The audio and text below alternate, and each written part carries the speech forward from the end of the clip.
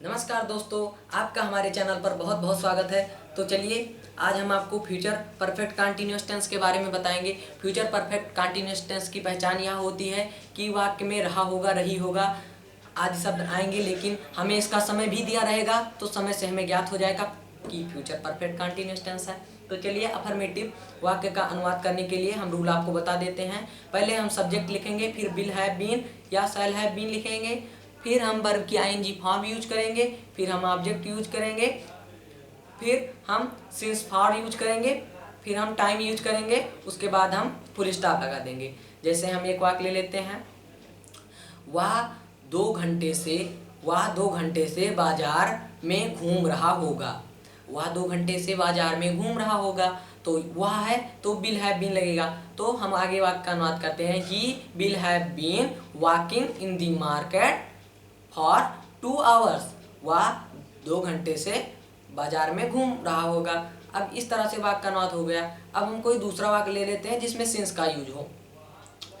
वे 2 बजे से पुस्तक पढ़ रहे होंगे, तो दे लगेगा क्योंकि हमारा वाक्य का कर्ता वे है। तो they will have been reading the book since 2 o'clock। अब हम फुल स्टॉप लगा के वाक्य का अनुवाद कर देंगे। अब चलते हैं निगेटिव सेंटेंस में। निगेटिव सेंटेंस में हमें बहुत कुछ नहीं करना है। सब्जेक्ट लिखना है plus will not have been या shall not have been plus verb की ING form plus object plus since या फॉर प्लस टाइम, और उसके बाद हम फुल स्टॉप लगा देंगे। जैसे वह 2 घंटे से खाना नहीं पका रही होगी। वह 2 घंटे से खाना नहीं पका रही होगी, तो she will not have been cooking food for 2 hours. She will not have been cooking food for 2 hours. Full stop लगा देंगे। अब हम बात करते हैं किसी दूसरे वाक्य पर जिसमें नेवर का प्रयोग हुआ हो। वह कभी भी पुस्तक नहीं पढ़ रहा होगा। वह कभी भी पुस्तक नहीं पढ़ रहा होगा। तो अब जिससे आप कंफ्यूज ना हो, ये वह कभी भी पुस्तक नहीं पढ़ रहा होगा, तो he will never be reading book. He will never be reading book. लेकिन इसको आप ना समझिएगा कि कभी नहीं भी एक समय है, कभी नहीं कोई समय नहीं है। हम इसका दूसरा वाक्य ले लेंगे।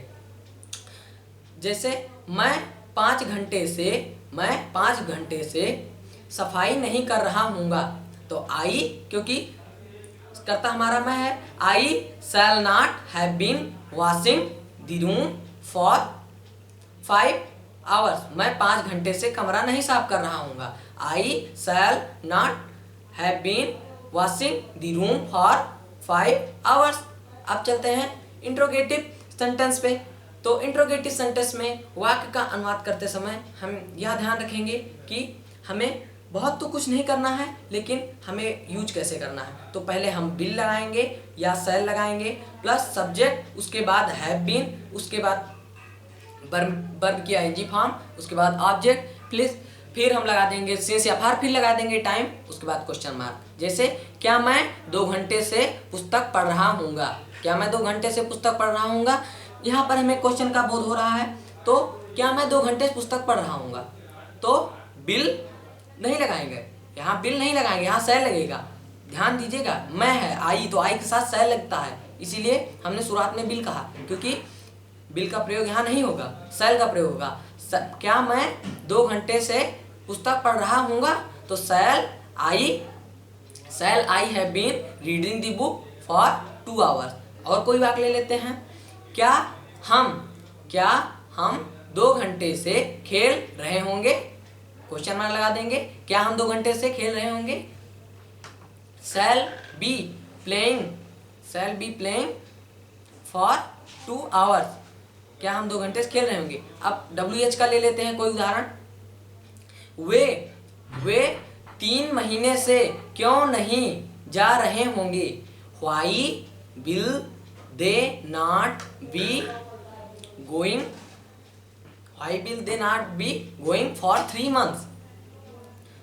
अब जैसे हमारे वाक्य का अनुवाद हो गया, हमने इसको इंट्रोगेटिव प्लस निगेटिव में भी बता दिया। अब इंट्रोगेटिव में कोई WH वर्ड ले लेते हैं।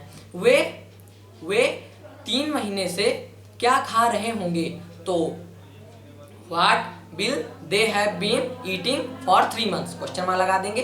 अब हम इंट्रोगेटिव प्लस निगेटिव में एक वाक्य आपको पीछे बता चुके हैं, आगे बता दे रहे हैं। इसमें अगर yes or no answer type है तो इस तरह से एक वाक्य हम बता रहे हैं, क्या वह 3 बजे से खाना पका रहा है?